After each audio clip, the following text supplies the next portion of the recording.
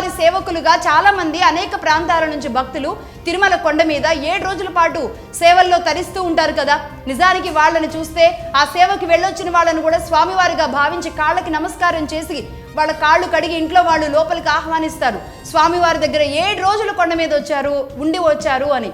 మరి అలాగే అదే విధంగా ప్రత్యేకంగా ఈ గోసేవకు కూడా పిలుపునివ్వాల్సిన అవసరం ఉంది. టీటీడీ ద్వారా గోసేవకు కూడా పిలుపునివ్వండి.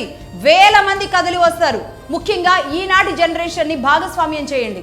కాలేజీలో ఉన్న పిల్లల్ని ఏడాదికి కొన్ని రోజులు ఇంటర్న్షిప్ లాగా ఆవు అవసరం తెలిసేలాగా చేయండి. ఆవు పెంపకం ఏంటి, ఆవు ఆంతర్యం ఏంటి, ఆవుతో సేద్యం, ఆవు స్వచ్ఛత ఎలా ఉంటుంది, కల్తీ ఏది, అసలైనది ఏది, ఇవన్నీ కూడా ఈనాటి యువత తెలుసుకుంటారు. వాళ్ళకి అర్థమయ్యేలాగా చెప్పే ఒక ఈకో సిస్టమ్ని సెట్ చేసిన వాళ్ళు అవుతారు టీటీడీ వాళ్ళు. గోవు అంటే ఒక సాంప్రదాయం కాదు, గోవు అంటే ఒక సైన్స్ అని వాళ్ళు అర్థం చేసుకునేలాగా మీరు ఒక సిస్టమ్ తయారు చేసి వాళ్ళకి చూపించండి. గోశాలలో ఈ జనరేషన్తో పని చేపించేలాంటి ఒక కొత్త విధానాన్ని తీసుకురండి. ఒకవేళ ఇది కాదు, ఇది సరిపోదు అని మీరు భావిస్తే గనక స్వామివారి భక్తుల నుంచి రాష్ట్ర వ్యాప్తంగా నెయ్యి సేకరించేలాంటి ఇంకొక ఆల్టర్నేట్ కార్యక్రమం ఏమైనా ఉంటుందా తీసుకోండి. గోవిందుడు అందరివాడు అని ఆయన్ని గ్రామానికి తీసుకొచ్చి గోవిందుడి కళ్యాణం నిర్వహిస్తున్న మనం స్వామివారి కోసం వాడే నెయ్యిని గ్రామాల నుంచి ప్రొక్యూర్ చేసుకునేలాంటి ఒక కొత్త విధానాన్ని తీసుకురండి. తిరుమలకు ఎలా అయితే కూరగాయలు, సామాన్లు లారీల రూపంలో చాలా మంది దాతలు, రైతులు ఇస్తూ ఉంటారో అలాగే నెయ్యి కూడా తరలి వచ్చేలాగా ఒక నెయ్యి సేకరణ వ్యవస్థల్ని ఏర్పాటు చేయండి. ఈ ఒక్క పిలుపుతో పాడిని వదిలేసిన పల్లెలు నిద్రలేస్తాయి. ఇంటికొక కామధేనువుని పెంచడం మొదలు పెడతాం. ఏపీ, తెలంగాణ నుంచి నేను సైతం అంటూ గ్రామాలే కదిలొస్తాయి. గ్రామాల్లో సహకార సంఘాల ద్వారా స్వామివారి డబ్బా ఒకటి ప్రతి శనివారం ఆ గ్రామానికి వెళ్లేలా ఏర్పాటు చేయండి.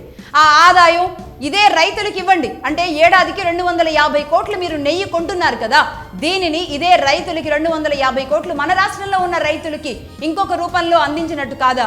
ఇంటింటి నుంచి పవిత్రంగా పాలు, వెన్న, నెయ్యి తయారు చేయడంలో ప్రతి పల్లె కూడా ఒక గోకులం లాగా తయారవుతుంది. ఆ దేవదేవుడికి నా చేతితో చేసి పంపే నెయ్యి అని భావించే ప్రతి మహిళ ఆ నెయ్యిని అత్యంత పవిత్రంగా తయారు చేస్తారు. ఇది స్వామి పని, స్వామి కార్యంగా భావిస్తూ ఉంటారు.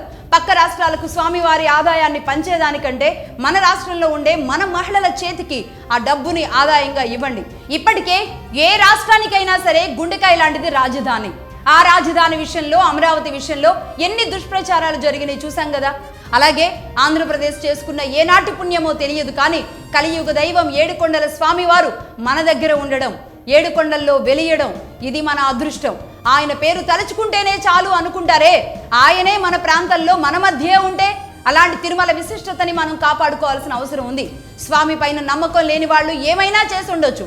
నమ్మకం ఉన్న కూటమిలోని ఈ ముగ్గురు ఎవరైతే ఉన్నారో చంద్రబాబు నాయుడు గారు అదే స్వామి చెంత పుట్టి పెరిగారు. అలాగే బీజేపీ మానవత్వానికే కాదు మతానికి ఇబ్బంది కలిగినా ఊరుకోదు.